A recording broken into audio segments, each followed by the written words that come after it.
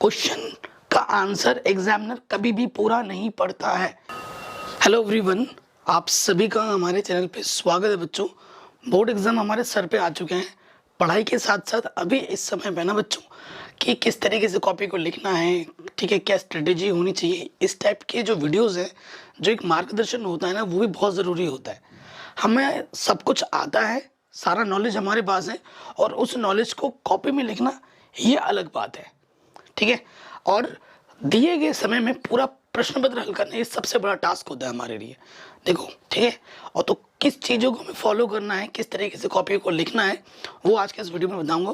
किन चीज़ों को हमें फॉलो करने से हमें पूरे नंबर मिलते हैं, बोनस मार्क्स कैसे मिलते हैं, तो ये सब बातें मैं इस वीडियो में रखने वाला हूँ। बीइंग अ टीचर, मैं खुद एक टीचर हूँ, पिछले 14 साल से मैं पढ़ा रहा हूँ, और मैंने भी बहुत सारे कॉपी चेक्स किए हैं, तो मुझे इस चीज़ का आइडिया, तो वो नॉलेज मैं आपके साथ शेयर कर रहा हूँ, वो एक्सपीरियंस मैं आपके साथ शेयर कर रहा हूँ, ठीक है। इस चीज़ का अनुभव, मैं स्टूडेंट भी रहा हूँ, मैं टीचर भी रहा हूँ, तो वो चीज़ मैं आपको बताना चाहता हूँ कि वो आपको क्या फॉलो करना है। सबसे पहली चीज़ बेटा, देखो, अगर आप एग्ज़ाम में जा रहे हो, ठीक है, एग्ज़ाम में जैसे ही घुसोगे तो 15 मिनट पहले आपको कॉपी मिलती है ना। तो सबसे मेन पॉइंट होता है हमें उस 15 मिनट का सदुपयोग करना है, ठीक है, उसको अच्छे से यूटिलाइज करना है। तो क्या वो कैसे आप कर सकते हो? देखो बेटा, वो चीज़ हम कैसे कर सकते हैं, सबसे बड़ी चीज़ है 15 मिनट का सही से उपयोग।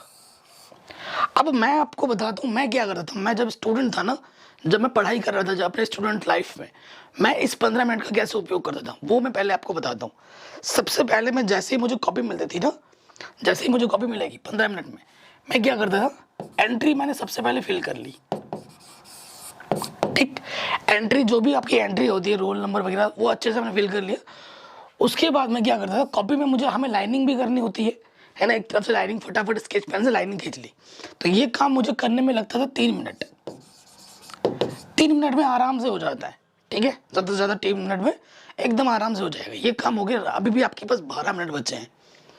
इस 12 मिनट में मैं क्या करता था, और आपको क्या करना चाहिए, सबसे पहले देखो सब्जेक्ट कौन सा है, किस सब्जेक्ट का आप एग्जाम दे रहे हो। अगर गणित है, वैसे मैं गणित का पेपर दे रहा हूँ ना, तो गणित के पेपर में मैं 15 मिनट पहले कॉपी मिलेगा, जो कॉपी आपको पहले ही मिल जाती है ना, तभी तो एंट्री फिल कर रहे हो, तभी लाइनिंग कर रहे हो। उस टाइम भी मैं क्या करता था, गणित की कॉपी, देखो एग्जाम रूम में जो टीचर होगा ना, वो मना करेगा आपको लिखने के लिए, वो नहीं बोलेगा कि लिखो भाई, वो हमेशा मना करेगा, लेकिन छुप के लिखना है, पीछे नहीं लिखना है। एक एग्जाम के बीचों बीच से कॉपी का पन्ना लिया, उसमें ना क्या करता था मैं, जाके कोई फॉर्मूला जो मैं भूल सकता हूँ, ठीक है, या कोई अदर सब्जेक्ट है, कोई चीज़, कोई दिनांक, कोई क्वेश्चन, कोई टॉपिक, जैसे कोई मुझे, आपको पता है कि ये क्वेश्चन हर साल आता है, और आपको जैसे सामाजिक विज्ञान है, टॉपिक बना बना के लिखना होता है, तो वो टॉपिक्स में लिख रहा था कि एग्जाम में क्या पता मैं प्रेशर में आके वो टॉपिक मेरे दिमाग में ना आए। एग्जाम का प्रेशर बहुत होता है। देखो, एग्जाम से बाहर जब निकलोगे ना, ऐसे कई क्वेश्चन होंगे जो तुम्हें एग्जाम रूम में नहीं आ रहा था, लेकिन बाहर निकलते ही आएगा, क्योंकि वहाँ आपके जो दिमाग पे हावी हो जाता है प्रेशर, और प्रेशर में इंसान सोचने समझने की क्षमता खत्म हो जाती है।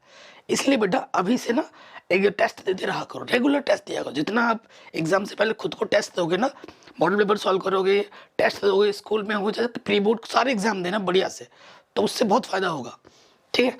तो जितना फॉर्मूला है, कोई क्वेश्चन का कोई चीज़ है, कोई स्टेटमेंट है, वो उस कॉपी एक पन्ने में मैं लिख के, जैसे एग्जाम शुरू हुआ वहाँ रफ लिख के काट देता था, ठीक है। अगर कहीं ज़रूरत पड़ी, मैं भूल रहा तो उसका उपयोग कर लेता था। ये कोई नकल नहीं है, तो इसका यूज़ कर सकते हो ये 15 मिनट में, ठीक। देखो, अगर अच्छे नंबर लाने हैं तो प्रेजेंटेशन बहुत बड़ा रोल प्ले करता है।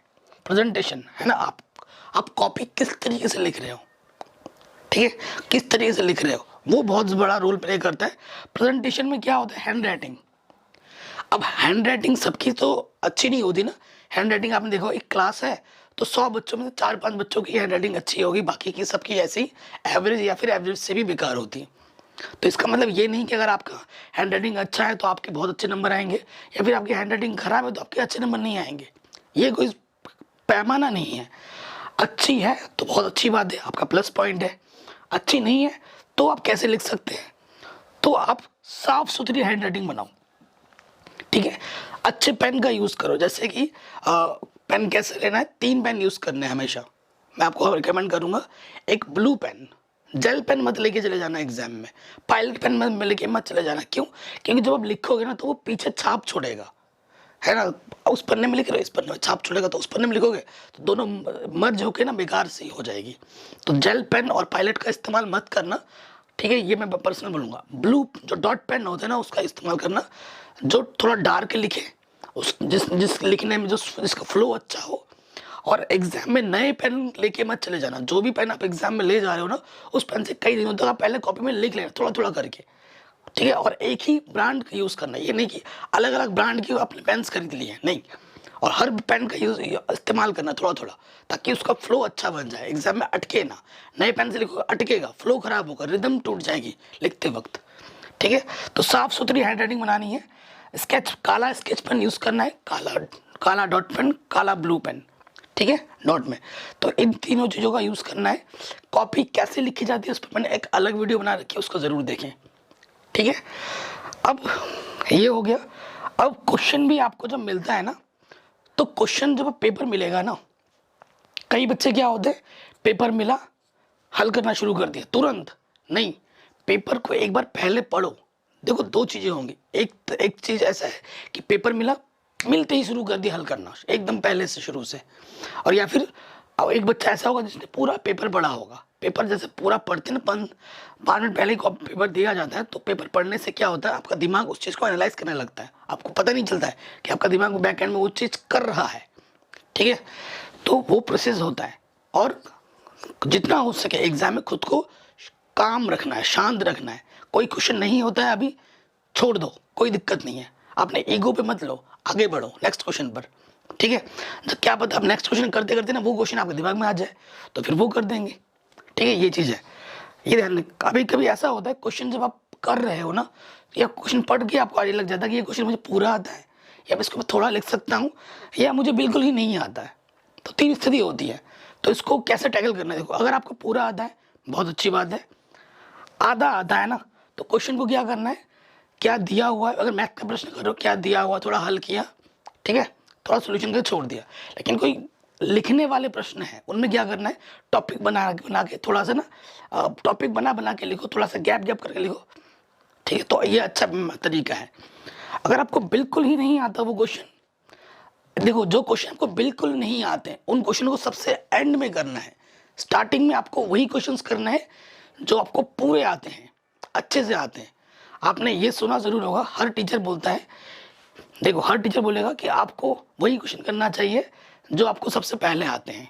अच्छी बात है, लेकिन बीइंग अ टीचर, टीचर को पता लग जाता है, बोलते ना हर क्वेश्चन पहला करना चाहिए। पेपर है सपोज करो 30 क्वेश्चन, आपने सबसे पहले कर दिया 12वें नंबर का क्वेश्चन, फिर कर रहे हो 13वां नंबर, फिर कर रहे हो 5वां नंबर, फिर कर रहे हो 23वां नंबर। तो इसका मतलब क्या है, समझ रहे हो? इसका मतलब है कि वो बच्चा सिर्फ पासिंग मार्क्स के लिए पढ़ रहा है। उस बच्चा को, वो बच्चा, उसका ना तो अच्छे नंबर आ सकते हैं, ना ही वो टॉपर बन सकता है। अगर वो टॉपर की कैटेगरी में आना चाहता है ना, तो उसको पूरा पेपर हल करना होगा, पूरा पेपर। और पूरा पेपर अगर हल करना है तो पूरा पेपर आना भी चाहिए। और अगर पूरा पेपर उसको आता है तो वो सीरियल वाइज करेगा, ठीक है, पेपर का सेक्शन वाइज करेगा, एक एक करके करेगा। तो ये चीज़ भी है बेटा, ध्यान रखना। टीचर तुमसे ज़्यादा एक्सपीरियंस है उसके पास, ठीक है, तो टीचर को कभी हल्के में मत लेना। और ऐसा भी होता है ना, जब टीचर कॉपी चेक कर रहा होता है तो वो आपकी अकेले की कॉपी चेक नहीं करता, वो लाखों बच्चों की कॉपी चेक करना होता है, उस पर प्रेशर बहुत होता है। कभी कभी क्वेश्चन वो बेटा पूरा पढ़ता भी नहीं है। तो जब भी क्वेश्चन आप लिखो, स्टार्टिंग के 2 से 3 लाइन एकदम टू द पॉइंट होना चाहिए, टू द पॉइंट। अगर कोई चीज़ आपको बहुत क्वेश्चन का आंसर में बहुत हाईलाइटेड पॉइंट है ना, उसे काले पेन से लिखो ताकि उसकी नज़र उस पर पहले पड़े, ठीक है। उसको फिर वो क्वेश्चन पूरा पढ़ेगा भी नहीं। तुम्हें लगता है ये पॉइंट मेन है, या तो उसको काले पेन से लिखो, काले ब्लू पेन से, या फिर काले लाइन से उसके नीचे अंडरलाइन कर देना, तो उस पर नज़र जाएगी। और भाई क्वेश्चन पढ़ेगा, वो क्वेश्चन का वो टॉपिक पढ़ेगा, उसे लग जाएगा। क्वेश्चन का आंसर एग्जामिनर कभी भी पूरा नहीं पढ़ता है, ये ध्यान रखना बेटा। तो स्टार्टिंग के 2 लाइन जो भी इंपॉर्टेंट कीवर्ड्स हैं उसको अंडरलाइन करो, और एंड के 2 लाइन एकदम फिट रखो मस्त तरीके से, आपको पूरे नंबर मिलेंगे। और ऐसा नहीं करोगे, ठीक है, अंडरलाइन नहीं लगाओगे, की पॉइंट को हाईलाइट नहीं करोगे, भले ही आपने पूरा सही लिखा हो ना, तो भी आपको पूरे नंबर नहीं मिलेंगे, ये ध्यान रखना। ये बहुत इंपॉर्टेंट पॉइंट है, इस चीज़ को अप्लाई ज़रूर करना, ठीक है। अब आगे बढ़ते हैं, देखो बेटा, कॉपी मिल रही है आपको, तो सबसे पहली चीज़ एग्जाम में घुसते ही आप अपनी एंट्री फिल करोगे बढ़िया से, रोल नंबर ढंग से लिखना, चेक कर लेना एक बार, सब्जेक्ट क्या है, पेपर कोड क्या है, डेट, दिन, रूम नंबर और लास्ट में सिग्नेचर। सिग्नेचर आपने अगर नहीं किया बेटा जो रूम में बैठा है, तो आपकी कॉपी चेक भी नहीं होगी। ठीक है, आपकी कॉपी चेक नहीं होगी, सारा किए कराए पे पानी फिर जाएगा, ये ध्यान रखना है। तो कॉपी चेक तभी होगी जब उनके सिग्नेचर होंगे, सारी एंट्री फिल करनी है। जब अगर आप बी शीट भी ले रहे हो तो उसको अच्छे से बांध लेना, ये तो नेसेसरी चीज़ है। अब देखो एग्जाम की मैं बात कर रहा हूँ, फर्स्ट इंप्रेशन सुना होगा ना, first impression is the last impression. ठीक है, चाहे वो रियल लाइफ में भी हो। अगर आपको कोई लड़की अच्छा लगता है या लड़का अच्छा लगता है और आपसे उससे उससे पहली बार में मिल रहे हो और उससे बात अगर आपका इंप्रेशन उस पर अच्छा नहीं होगा ना, पूरा मामला बिगड़ जाएगा। वही चीज़ यहाँ पर भी है। जब आप कॉपी सॉल्व कर रहे हो, एग्जाम में जैसे ही कॉपी पढ़ने पलटा, स्टार्टिंग से ही क्वेश्चन गलत हो गए तो उसे पता चल गया ये पूरे आगे भी ऐसे ही करेगा, भले ही आपने सही किया हो, तो उसकी माइंड में वो चीज़ आपने डाल दी है ना कि आगे भी ऐसे करेगा। तो वही चीज़, जब भी आप फर्स्ट इंप्रेशन लास्ट इंप्रेशन, कम से कम स्टार्टिंग के 3 से 4 पेज। ठीक है, अगर आपको आता है अच्छी बात है, जो क्वेश्चन आपको पूरे 100% आते हैं वही करना, कटपिट एक भी नहीं होना चाहिए, साफ सुथरी राइटिंग होनी चाहिए, जो पूछा जाए वही लिखना है। अब कई बच्चे ऐसे होते हैं, देखो बेटा, कई बच्चे ऐसे होते हैं, क्वेश्चन है 1 नंबर का और उससे बड़ा चौड़ा है भयंकर, मुझे तो क्वेश्चन आता ही है, 1 नंबर क्वेश्चन है, वो उसको 1.5-2 पन्ने लिख देगा। क्या फ़ायदा, तुम अपने बेवकूफ़ी को दिखा रहे हो। वहाँ पर वहाँ लिखा होता है क्वेश्चन में कि इसका आंसर इतने वर्ड्स में देना है, इसका आंसर इतने वर्ड्स में देना है, क्वेश्चन के हिसाब से लिखना है। ज़्यादा लिखने से, पेज भरने से नंबर नहीं मिलते हैं, सटीक आंसर टू द पॉइंट लिखने से नंबर मिलते हैं, ये ध्यान रखिएगा। अगर आप सोच रहे हो कि मैं बी शीट सी शीट कॉपी भर के आऊँगा, ठीक है, और मुझे बहुत नंबर मिलेंगे, ऐसा कुछ नहीं है। आप एक कॉपी भरो, टू द पॉइंट जितना पूछा गया आपने सारा चीज़ उसमें लिखा हो, आपको पूरे नंबर मिलेंगे। ठीक है, कॉपी भरने के नंबर नहीं मिलते हैं, सही उत्तर लिखने के नंबर मिलते हैं, इस चीज़ को ध्यान में रखना है। तो ये भी ध्यान रखना है। उसके बाद फर्स्ट इंप्रेशन की बात तो मैंने करी थी, जो पूछा जाए वही लिखना, कोशिश करनी है जो खंड आप कर रहे हो उस खंड के सारे क्वेश्चन एक जगह हो जाएं तो बेहतर है। ठीक है, तो बेहतर है, वरना स्टार्टिंग में वो चीज़ ध्यान में रखनी है, क्वेश्चन कोई भी नहीं छोड़ना है, क्वेश्चन कभी भी नहीं छोड़ना है। ठीक है, सबसे पहले वो क्वेश्चन आपको पिक करना है जो आपको पूरा आता है, उसके बाद वो क्वेश्चन करने हैं जो आपको आधे या आधे से ज़्यादा आते हैं, एंड में वो क्वेश्चन करना है जो आपको बिल्कुल नहीं आता। ठीक है ना, क्वेश्चन का आपको सर ये क्या बात हो गई, क्वेश्चन हमें बिल्कुल नहीं आता, फिर हम कैसे कर देंगे। देखो, अगर मैथ का पेपर दे रहे हो ना, कुछ लिखोगे तो कुछ नंबर मिलेंगे। मैथ का पेपर दे रहे हो, क्वेश्चन में क्या दिया है, क्या हल करके लाना है, क्या सिद्ध करना है, वो लिखा, थोड़ा बहुत सोल्यूशन कर दिया, तो अगर 3-4 नंबर का है तो 1-1.5 नंबर दे देगा एग्जामिनर, छोड़ देता है नंबर, हम भी छोड़ते हैं, तो नंबर मिल जाएगा। बिल्कुल नहीं, हम जहाँ ना था 0 था वहाँ 1 नंबर मिला तो बोनस ही हुआ ना वो। उसके बाद क्वेश्चन नहीं छोड़ना है। अगर कोई थियोटिकल प्रॉब्लम है, जैसे कुछ लिखना है, हिंदी का है, सामाजिक का है, उनमें क्या करें, तो क्वेश्चन पढ़ने पर ना आपको कीवर्ड्स मिलेंगे, हर क्वेश्चन में कीवर्ड्स होते हैं, तो उन कीवर्ड्स को थोड़ा सा अपने मन में जोर डालो कि उन पे चीज़ तुम्हें क्या क्या याद है, उस कीवर्ड्स को बनाकर कुछ टॉपिक्स बनाओ और उसको अपने शब्दों में लिख दो, तो कुछ ना कुछ नंबर ज़रूर मिल जाएगा। ठीक है, ये चीज़ ध्यान रखनी है। और उसके बाद इमोशनल ड्रामा तो बिल्कुल नहीं करना है। कई बच्चे ऐसे होते हैं ना, पहले पेज पे जय माता दी, जय माँ शारदे, है ना, कुछ भी लिख देते हैं, ये सब नहीं करना है। और उसके बाद सर मैं पूरे साल पढ़ नहीं पाया, मेरे पापा मर गए, मेरी मम्मी यहाँ काम पे जाती थी, मैं काम पे जाता था, मैं बहुत गरीब हूँ, हैं, ये सब बकवास नहीं करना है वहाँ पर। और कई कई बच्चे भाई अपना वो दिखाते हैं कि मैं बहुत रिच हूँ, 1000 का नोट डाल दिया, है ना, 2000 का डाल दिया, 1000 तो बंद हो गया, 500 का डाल दिया, 100 का डाल दिया, ये बेवकूफ़ी करोगे, कॉपी चेक ही नहीं होगी, 0 नंबर मिल जाएगा। वो पैसा भी आपका डूब गया, वो पैसा एग्जाम में उठा के अपने जेब में रख लेगा, लेकिन आपको नंबर वही 0 ही देगा, क्या फ़ायदा। ऐसी बेवकूफ़ी मत करना। ठीक है, ये चीज़ तो बिल्कुल नहीं करनी है। स्पेशली देखा गया है, स्पेशली ये चीज़ देखी गई है यूपी बोर्ड्स में, बिहार बोर्ड्स में ये चीज़ बहुत होती है, तो इसलिए बोल रहा हूँ ये चीज़ बिल्कुल मत करना। ठीक, आगे बढ़ते हैं। पढ़ाई कैसे करनी है, अब इस टाइम पे थोड़ा और भी बता देता हूँ।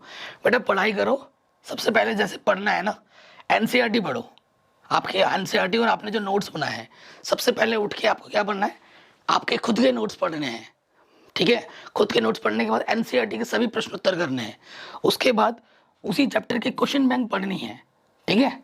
ये सब हो जाए इस तरीके से, उसके बाद उस चैप्टर के विगत वर्ष के प्रश्न पत्र करने हैं और मॉडल पेपर भी जरूर सॉल्व करना है इस टाइम पे आके।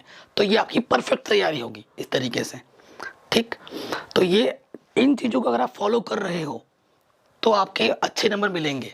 और बोर्ड एग्जाम में क्या होता है ना, अगर आप शुरू से सारे क्वेश्चंस कर रहे हो, किसी क्वेश्चन में कुछ अटक रहे हो, तो एग्जाम में देखते हैं भाई इसने स्टार्टिंग में सारे क्वेश्चन सही कर रखे हैं, किसी किसी में अगर अटक भी रहे हो ना तो उसके भी पूरे नंबर दे देते हैं। मैं भी यही करता हूँ, बाकी टीचर भी यही करते हैं, ठीक है। सो इन चीज़ों को फॉलो करो, आपको एग्जाम में अच्छे नंबर लाने से कोई नहीं रोक सकता, बस थोड़ी सी अच्छी प्रेजेंटेशन पर ध्यान देनी है। जय हिंद। डिस्क्रिप्शन जरूर चेक करें, इस वीडियो को हर जगह शेयर करें।